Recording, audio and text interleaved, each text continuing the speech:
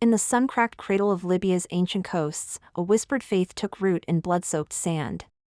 From the 3rd to the 5th century AD, a new belief began to spread, carried on the desert winds from Alexandria.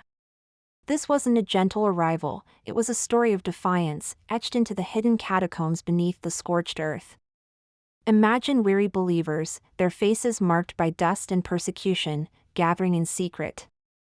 The air is heavy with the scent of incense, their faith a faint, desperate glow against the encroaching darkness. This is the story of early Christianity in Libya, a testament to a spirit that refused to be extinguished.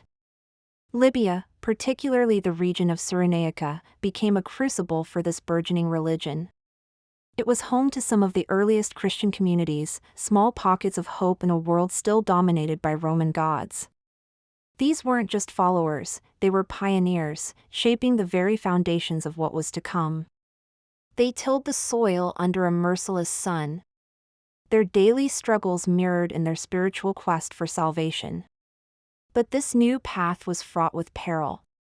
The spread of Christianity wasn't a simple conversion, it was a seismic shift that tore through the fabric of society.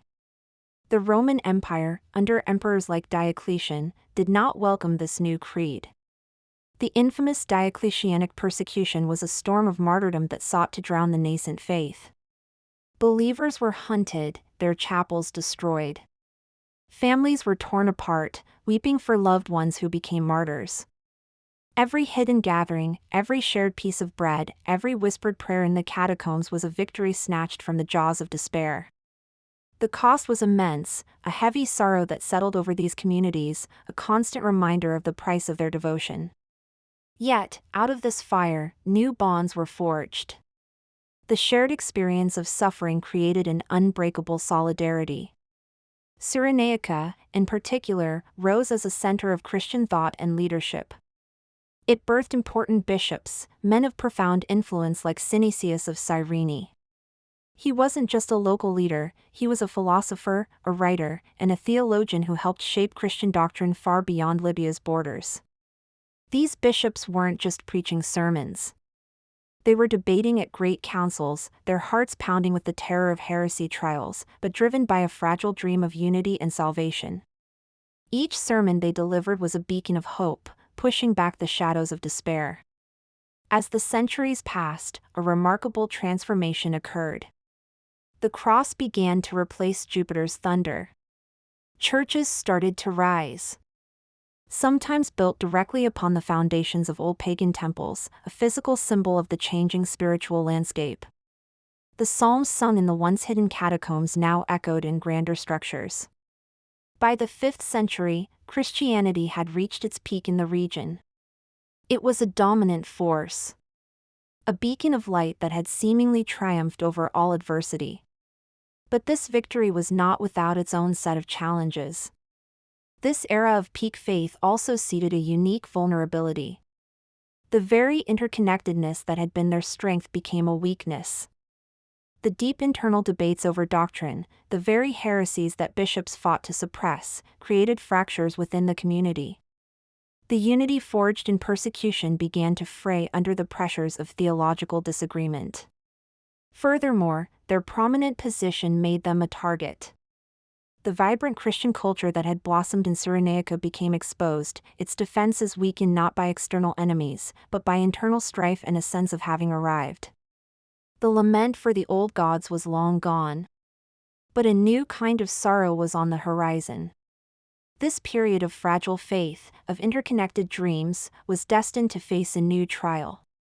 Invasions from outside forces would soon test the foundations of this Christian society.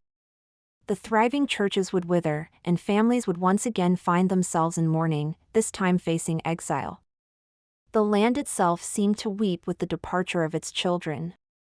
The era of Christian dominance, which had been built with so much blood and tears, proved to be tragically brief.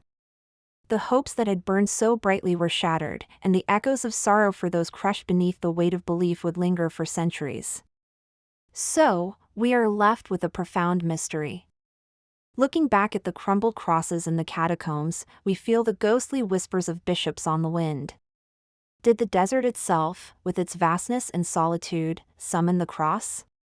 Or was the faith's eventual decline a kind of curse, a final revenge of the old gods, shattering the weary hold of the new believers? From the dawn of persecution to its heartbreaking peak in rapid decline, the full story of Libya's Christian soul remains partly veiled. It is a silent cry of lost martyrs and fallen dreams, a testament to both the incredible power of faith and its inherent fragility. The sands of Cyrenaica hold these stories. They remember the secret gatherings, the defiant bishops, and the sorrow of a faith that shone so brightly before fading into the winds of history. What untold heartaches, what forgotten triumphs, still guard the symbol of the cross in this ancient land? The answers are buried there, waiting to be rediscovered. Thanks for joining me on this journey into the past. What are your thoughts on this forgotten chapter of history? Share your reflections in the comments below. And if you enjoyed this story, don't forget to like and subscribe for more explorations into the mysteries of our world. See you next time.